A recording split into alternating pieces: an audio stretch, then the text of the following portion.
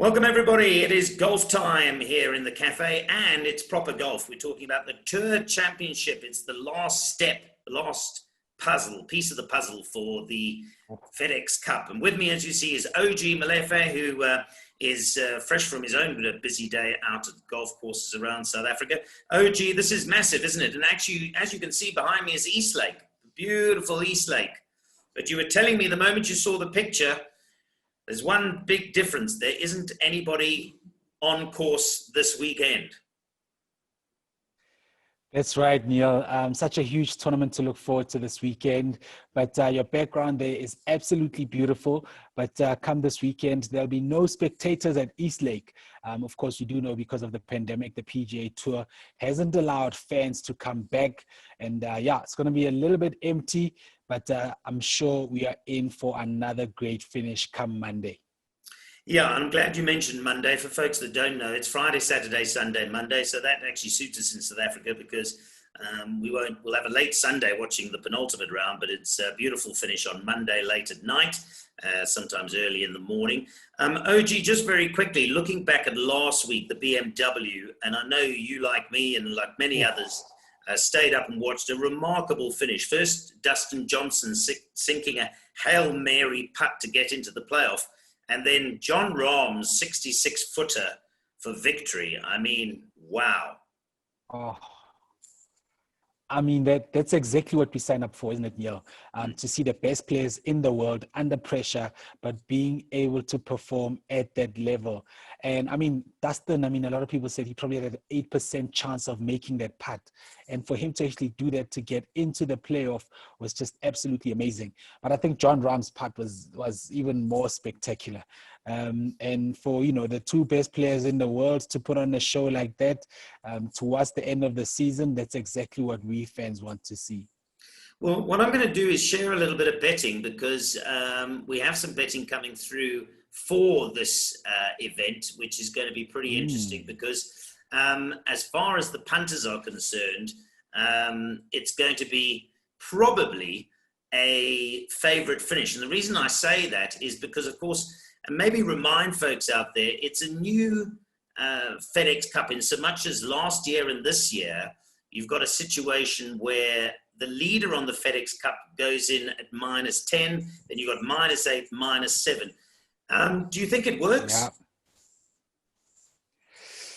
Neil, it's such a weird concept, and we know that they started it last year because if you remember back in 2017 and 2018, with Xander Schauffele winning in 2017, and then Tiger Woods, of course, that remarkable comeback victory in 2018 to win the Tour Championship, but the two of them didn't go on to win the FedEx Cup. And it seems the sponsors would like the win of the Tour Championship to ultimately win the FedEx Cup. And so last year they came up with this grading system to say the guy who's ranked number one, which this week will be Dustin Johnson, will start at 10 under par. And now Jon Rahm will be at 8 under and Justin Thomas at 7 under. So, and then as it goes down.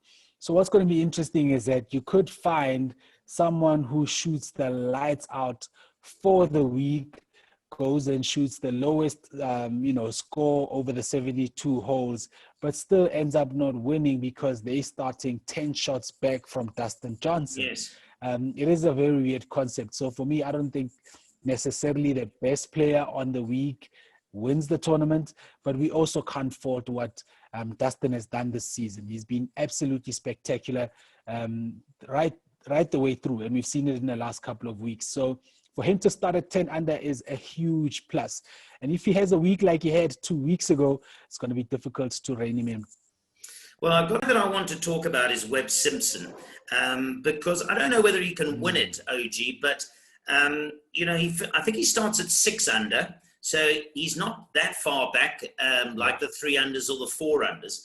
But critically, as you know, he rested last week, and that course, the BMW Championship, was so grinding and emotionally for all of those players, even Johnson and Rahm, who got into a playoff.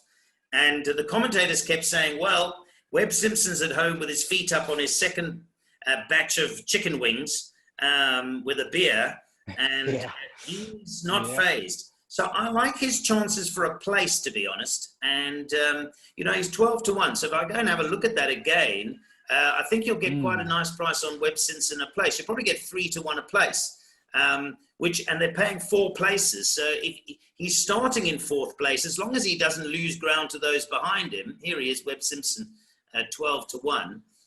You'll get 3 to 1 a place for the top 4. Yeah. I quite like his chances because he's not going to come in as stressed as all the others.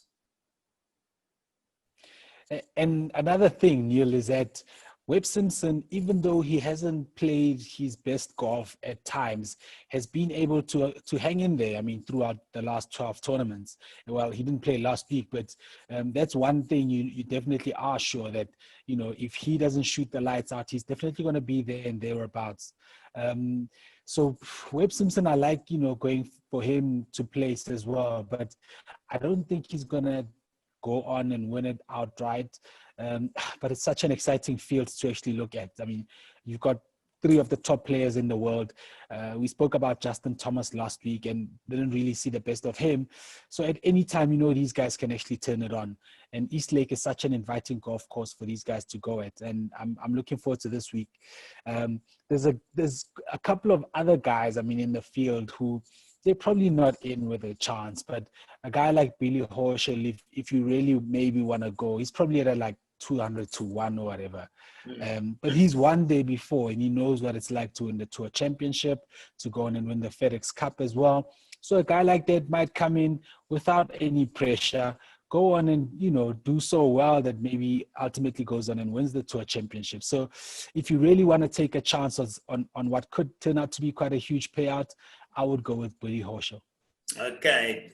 OG, thanks very much. Bottom line, though, you see Dustin Johnson doing enough. He's deserved his place at the top of the FedEx Cup. He starts -10. He's the guy to beat, and you think he'll win it.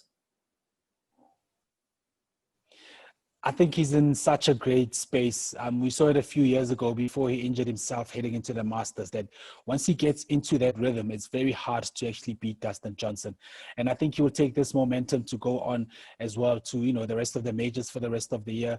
But before you can even start thinking about that, there is the FedEx Cup and the big paycheck this week to actually go after. There we go. OG saying that Dustin has the momentum, and he certainly does. He's on top of the rankings. He starts at -10, and he's the man to beat. You've heard my selection is Webb Simpson for a place because he starts at -6, and he is going to be the least stressed and the most well-rested of all the golfers. From OG and Neil, till next time, thanks for watching.